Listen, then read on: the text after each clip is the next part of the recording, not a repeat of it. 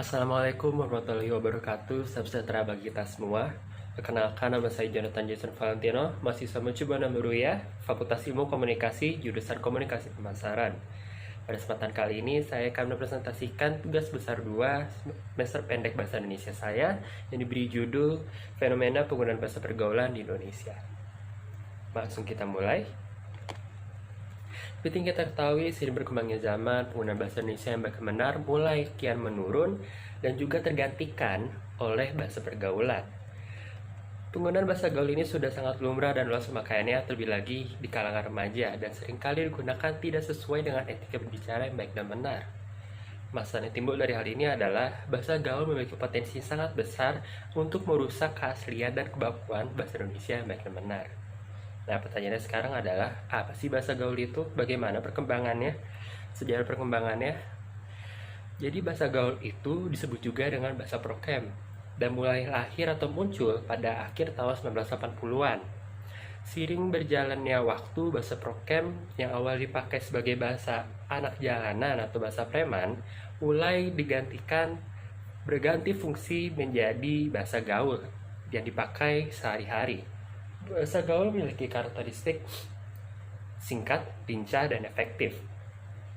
Kosakata yang dipakai cenderung pendek, dan bila ada kata yang panjang, akan diperpendek melalui proses morfologi atau mengganti kata seutuhnya dengan kata yang baru yang lebih pendek. Berikut adalah contoh-contoh bahasa gaul yang sering kita temui. Ada gua, gue, itu sebagai pengganti kata saya yang digunakan suku Betawi. Ada lo atau lu, itu artinya kamu atau anda, yang digunakan suku Betawi juga. Lalu ada garing, merupakan bahasa Sunda yang artinya tidak lucu. Ada bonyok, singkatan dari bokap nyokap yang artinya ayah ibu atau orang tua. Ada jai, memiliki arti menjaga image atau menjaga tingkah laku. Mager, singkatan dari malas gerak. Ada LOL atau LOL, singkatan dari kalimat bahasa Inggris yang artinya laugh out loud, artinya tertawa terbahak-bahak. Berikut saya tampilkan contoh kasus penggunaan bahasa gaul. Pada kasus ini terdapat 2 orang yang sedang bicara melalui media sosial. Sang perempuan mengatakan, "Loh," sang pria pun mengatakan, "Loh, kamu ketawa juga." Sang perempuan berkata, "So tahu, loh itu kan artinya tolol atau bodoh." Sedangkan sang pria menjawab, loh itu singkatan dari laugh out loud, artinya tertawa terbahak-bahak." Seperti yang saya katakan sebelumnya, bahasa gaul itu merusak keaslian dan kebakuan bahasa Indonesia. Namun selain itu, bahasa gaul memiliki potensi untuk membuat komunikasi menjadi tidak efektif. Karena dari contoh kasus seperti ini, antara komunikan dan komunikator memiliki perspektif dan pemahaman yang berbeda untuk kalimat lol tersebut, sehingga komunikasi menjadi tidak efektif. Lalu pengaruh bahasa gaul terhadap bahasa Indonesia. Di era globalisasi, pemakaian bahasa gaul terus berkembang dan menyebabkan eksistensi bahasa Indonesia kian menurun. Pemakaian bahasa gaul yang terlalu sering membuat orang tak sadar bahwa bahasa tersebut bukanlah bahasa yang baik dan benar.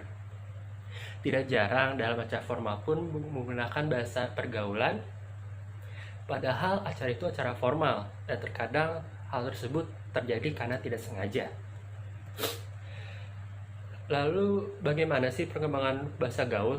Dipengaruhi apa? Faktor apa yang mempengaruhi? Faktor yang mempengaruhi besar perkembangan bahasa gaul adalah faktor media sosial. Globalisasi berdampak besar pada perkembangan teknologi dan informasi di Indonesia. Mulai muncul situs-situs jaring sosial, media-media sosial, dan hal ini diterima baik dan diterima cepat oleh masyarakat Indonesia, terlebih lagi pada kalangan remaja. Dalam menggunakan media sosial, para remaja cenderung menggunakan bahasa gaul untuk berkomunikasi antara satu sama lain, sehingga penyebaran perkembangan bahasa gaul ini sangat cepat meluas dengan adanya media sosial ini.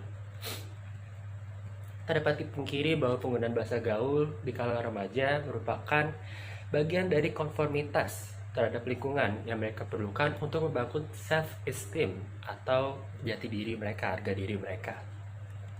Di slide berikutnya, kita akan membahas bagaimana cara mengatasi perkembangan bahasa gaul. Tak dapat dipungkiri, bahasa gaul sudah melekat sangat erat dengan psikologis para remaja karena memiliki peran sebagai konformitas perkembangan jati diri mereka. Pemakaian bahasa gaul tidak bisa secara mutlak dihilangkan. Namun, ada beberapa hal yang bisa kita lakukan untuk mengatasi perkembangan bahasa gaul. Pertama, memberi pengertian yang lebih mendalam kepada anak-anak atau remaja akan pentingnya bahasa yang baik dan benar.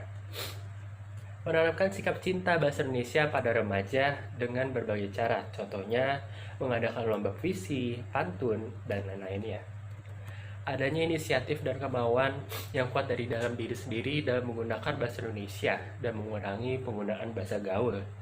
Lalu yang terakhir adalah dibutuhkan peran orang tua, guru, dan lingkungan sekitar dalam mengawasi penggunaan bahasa bagi anak-anak. Simpulan dari materi kali ini adalah bahwa keberadaan bahasa pergaulan sangat berpengaruh pada eksistensi bahasa Indonesia yang baik dan benar. Dan bahasa pergaulan ini tidak bisa secara langsung atau serentak kita hilangkan atau kita cegah, terlebih lagi pada kalangan remaja, karena adanya pola pikir mengikuti tren sebagai hal peran konformitas membuat perkembangan bahasa gaul tidak dapat dicegah secara utuh.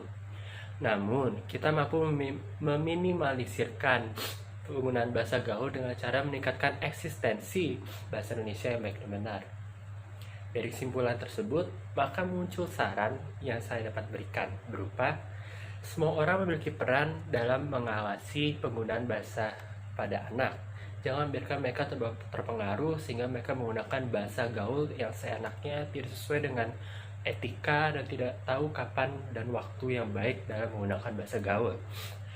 Lalu kita pun harus memiliki komitmen yang besar dalam diri kita sendiri untuk melestarikan bahasa Indonesia dan meningkatkan eksistensinya. Demikian presentasi saya kali ini. Mohon maaf bila ada salah-salah kata selama presentasi berlangsung. Saya harap materi yang saya sampaikan, presentasi ini dapat bermanfaat dan berguna bagi kita semua. Saya Jonathan Yusuf Valentino, saya izin pamit dulu. Terima kasih.